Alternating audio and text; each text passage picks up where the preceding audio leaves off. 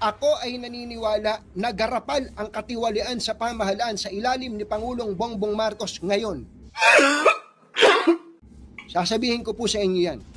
Garapal. Kaya, kung meron man pong dapat na umaksyon dito, dapat si Pangulong Bongbong Marcos. Si Pangulong Bongbong Marcos should act immediately.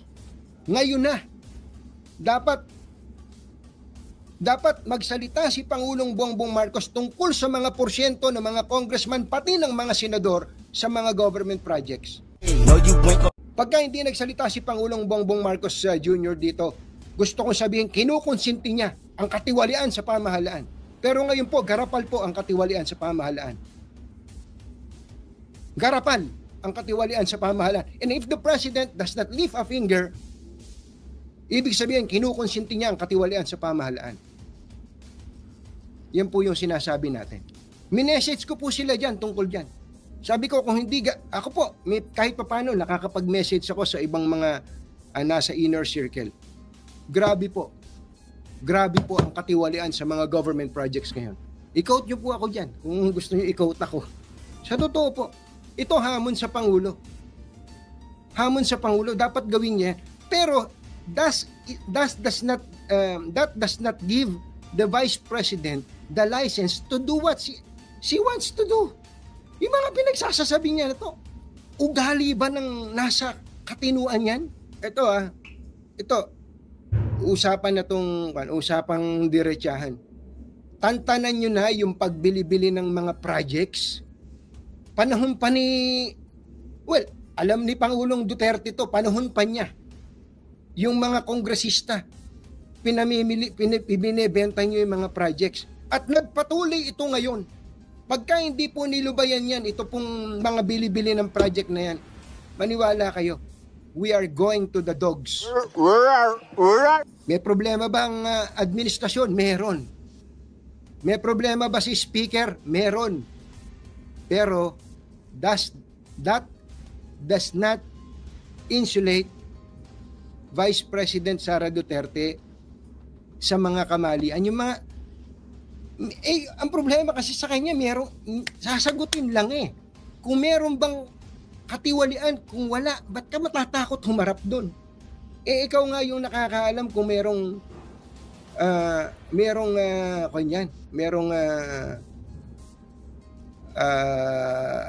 katiwalian yan o wala. Saka naman nakakita. Apat na withdrawal ng 125 million each, kalahating bilyon. Sabihin nyo, hindi nyo alam kung yung mga papel na hindi dumaan sa inyo. Hindi po ba, mga kababayan? Pakikinggan na katwiran ng kabilang panig. Ito na po nangyari sa bayan natin. Ito na po nangyari sa bayan natin, mga kababayan.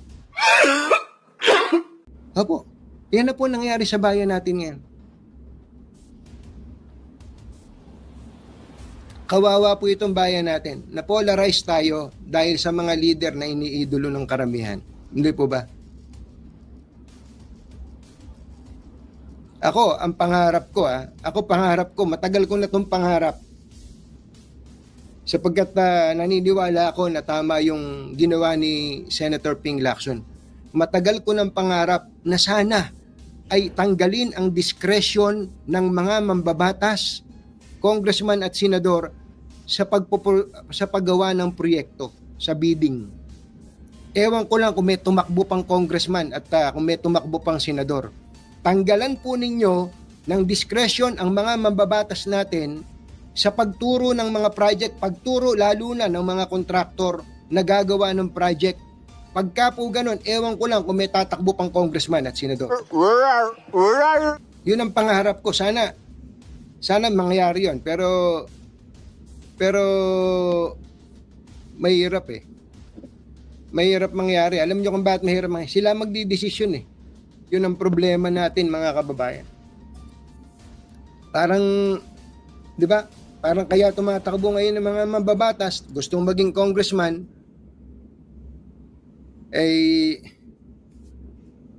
Ito pa, meron pang isang gusto si Ping Lacson na matagal ko nang gustong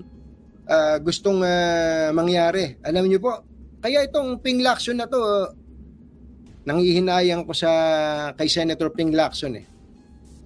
Sana si Senator Ping Lacson ang naging presidente ng Pilipinas eh.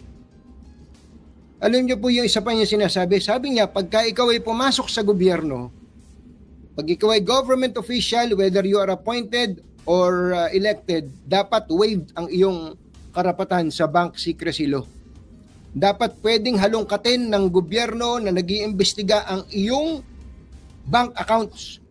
Pagka ikaw ay isang tao na pumasok sa gobyerno, ulitin ko ang gusto ni Senator Ping Lacson, all government officials, elected man o kaya appointed, dapat walang bank secrecy law. Kung gusto po nating matigil tong katiwalian sa pamahalaan, kung gusto nilang matigil ang katiwalian sa pamahalaan, ano po yung dalawa lang muna at marami pa namang iba. Ano pong una, tanggalan ng diskresyon ang mga mambabatas sa pagpili ng mga projects at lalo na sa pagpili po ng mga kontraktor. Hindi nila trabaho yon. Number 2, dapat pag opisyal ka ng gobyerno, gaano mang kataas ang posisyon mo sa gobyerno, gaano mang kababa ang posisyon mo sa gobyerno, dapat waived ang iyong karapatan sa bank secrecy law. Dalawa lang. I support that 100%. You trying to play, no you ain't.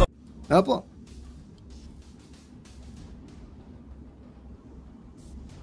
Dalawa na yun. Major po yan, mga kababayan. Mabubusit ka eh. Ang problema ngayon, contractor mismo, congressman eh. Oo.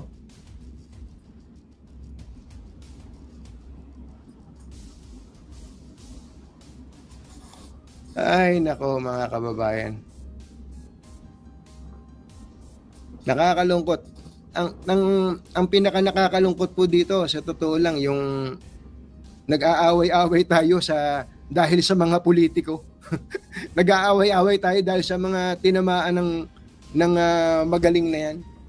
Natuto lang tayo mag-computer. Kung mag-akusa tayo sa kapwa natin, ganun na lang. Hindi ba? Pero ako, sana dumating ang araw na mangyari yun. Ang totoo, gusto kong ma-discourage ang mga politiko na magpolitiko eh. Gusto kong ma-discourage ang mga congressman na tumakbo. Gusto kong ma-discourage ang mga senador na tumakbong senador. Opo, mga kababayan. Anyway, baka madamay pa tayo dito sa kantang ito, no? You and me against the world. Sometimes it feels like you and me against the world. Magandang umaga. Magandang hapon pala kay ang tawag nung iba sa akin, Tunying Bangag. Ayan, Tunying Bangag.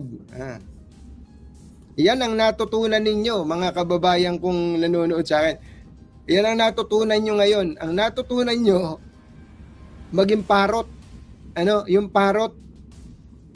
Ang tawag diyan paroting. Yung bang ginagaya, yung ginagagad lang yung iba kahit hindi nag-iisip. Ano po? Ginagaya lang yung opinion ng iba, hindi naman nag-iisip. O marami tayong mga kababayan. Ang tawag diyan tanga. Mga tanga nating mga kababayan. Yun ang problema po sa lipunan natin ngayon. Yun ang nakakalungkot. Okay, mga kababayan, mag-ingat po kayo. Mag-ingat po kayo.